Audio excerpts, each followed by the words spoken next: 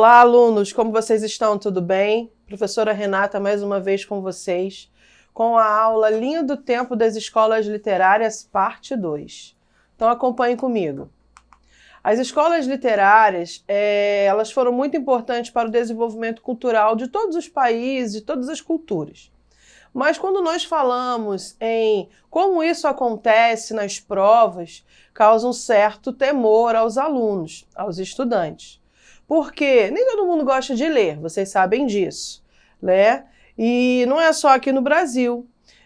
Problemas com leituras acontecem em todas as culturas. Entretanto, não podemos pensar que poderemos fazer uma boa prova se nós não tivermos a cultura da boa leitura.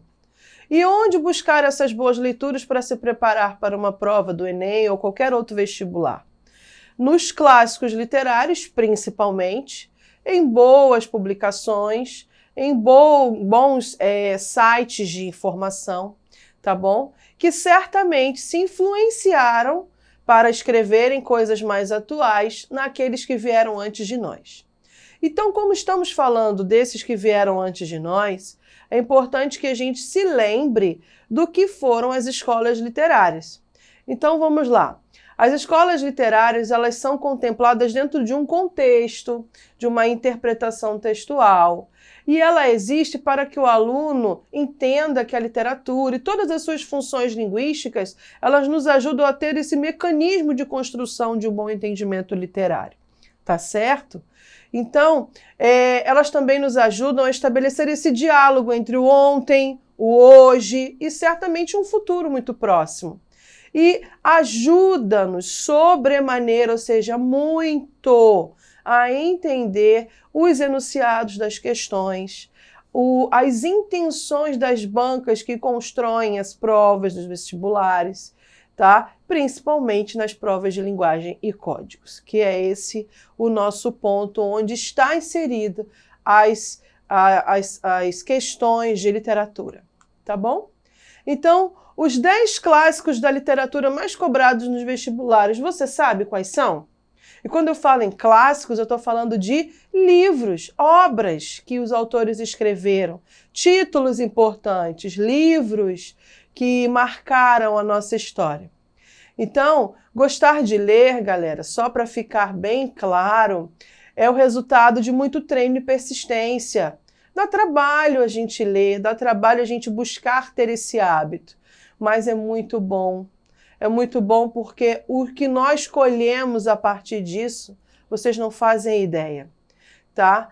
Ou melhor, alguns de vocês fazem, né? Eu tenho certeza. Então, o meu trabalho aqui, como de todos os professores em sala de aula e agora por meio desse suporte, é fazer com que você entenda a importância de se estudar, a importância de se buscar o conhecimento. Então, nesse momento, eu trago para vocês aqui uma ideia geral, depois de muitas pesquisas, de muitas observações dos anos para cá, de quais são as obras mais trabalhadas para acontecerem as provas dos vestibulares. E saibam vocês que esses clássicos influenciam outros, né, de outras culturas. Por exemplo, você já ouviu falar no livro, na obra O Rei Leão, né? Você sabe, né, que eles foram inspirados em obras clássicas. Por exemplo, foi baseado na obra de Hamlet, de Shakespeare, lá atrás, né? O filme Diário de Bridget Jones, tá? É também um livro muito inspirador, uma obra, cinematográfica muito inspiradora, que teve a influência de um livro muito conhecido, tá, e admirado, chamado Orgulho e Preconceito, de Jane Austen, tá? Então, vocês vejam que um livro que foi publicado há mais de 200 anos ainda hoje influencia nas obras cinematográficas. Assim, como não nos ater a essas obras para trabalharmos ótimas questões de vestibulares, não é mesmo? Então, mesmo se você se considera das exatas, das biológicas ou até mesmo das humanas, não pense que estudar literatura ou ler os clássicos não vai ajudar você nas provas. Pelo contrário, vai fazer com que você tenha um repertório interpretativo muito maior, tá bom?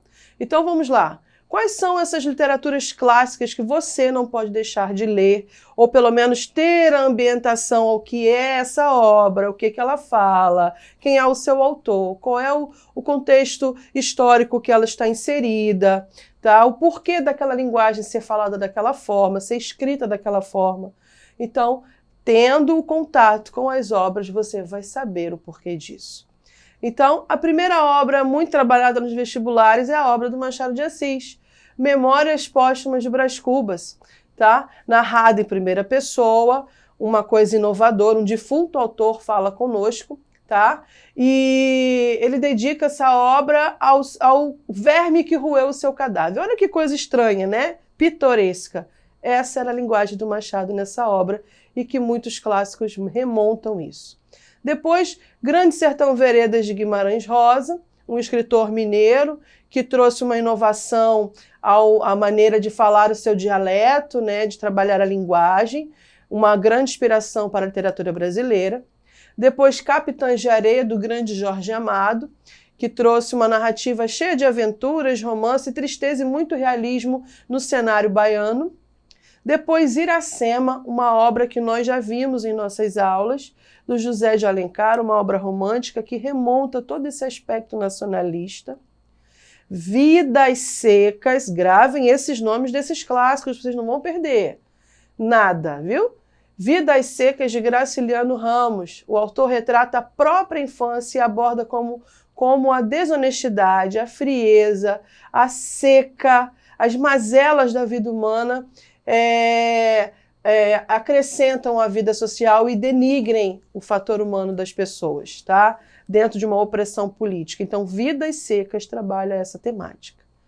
Os Lusíadas, clássico de Luís Vaz de Camões, poeta lá do classicismo, tá bom? Dom Casmurro, de quem de novo? Machado de Assis. Como cai Dom Casmurro nos vestibulares?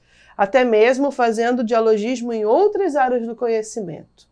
O Curtiço, de não menos importante, Aloysio Azevedo, trabalha o naturalismo, a nossa visão biológica da vida, dos sentimentos, das ações. Memórias de um Sargento de Milícias, de Manuel Antônio de Almeida, que é o romance pitoresco do romantismo. E Viagens à Minha Terra, de Almeida Garré, poeta português, também que trabalha um pouco da Revolução Liberal lá de trás, na época em que o país se dividiu entre monarquia e liberalismo, tá bom? Então essas 10 obras, se vocês pegarem e se ambientarem com elas, certamente vão estar com uma boa bagagem para as provas. Então vamos agora. Como essas obras são contextualizadas nos vestibulares? Então veja aqui, cai assim no Enem, geralmente um trecho, um enunciado bem elaborado, para que você veja as características desses períodos nessas obras. Então aqui, a frase do texto em que se percebe a crítica do narrador ao romantismo, olha aqui, está pedindo que você identifique uma característica diante de um trecho relativo ao período literário que a gente tem que entender, que foi o romantismo. Está transcrita em qual trecho? Então veja aqui. Era bonita, fresca, saia nas mãos da natureza, cheia daquele feitiço precário e eterno. Então essa descrição, esse subjetivismo, tá? Ele não é visto de uma maneira muito factual nesse trecho. Então está, de certa forma, criticando ao que antes era preconizado no romantismo. Assim caiu no Enem. Depois, um trecho de Curtiço, ou Curtiço, que caiu no Unifesp, Universidade de São Paulo. Tá? Aí pergunta, olha o enunciado. O caráter naturalista dessa obra de Aloysio de Azevedo oferece, de maneira figurada, um retrato de nosso país.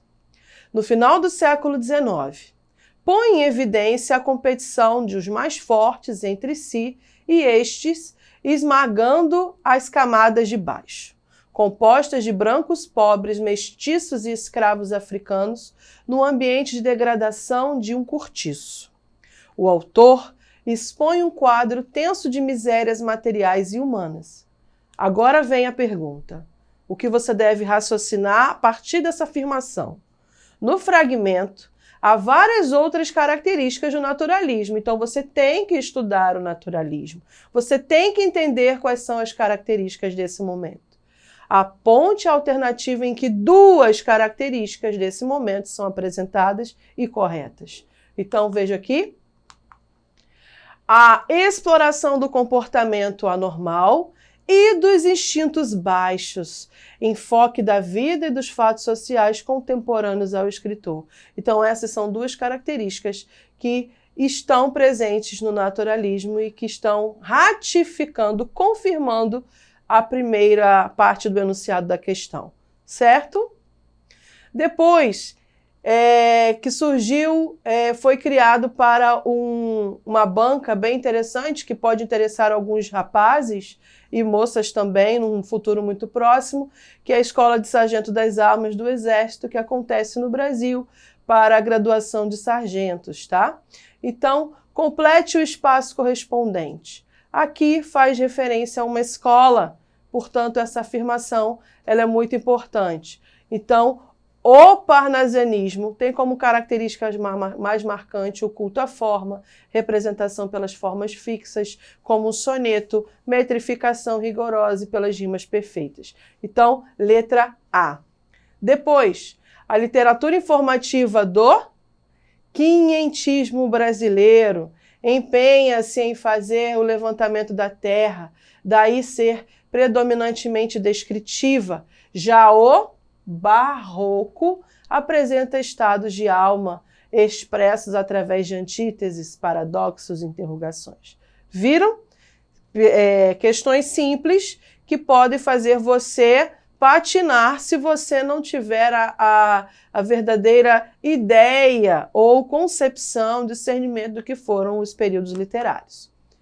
Outra questão essa também de um instituto militar, é um dos vestibulares mais difíceis que tem no Brasil, que é o ITA, Instituto Tecnológico da Aeronáutica. Vejam aqui comigo. Leiam os seguintes versos de Cruz e Souza. O que ele trabalha aqui? Quais são essas características simbolistas? A sinestesia, a literação e a sugestão. Depois vocês leiam com mais calma, porque são muitas questões e eu gostaria que vocês parassem e fizessem a releitura e observassem novamente essas aulas, tá bom?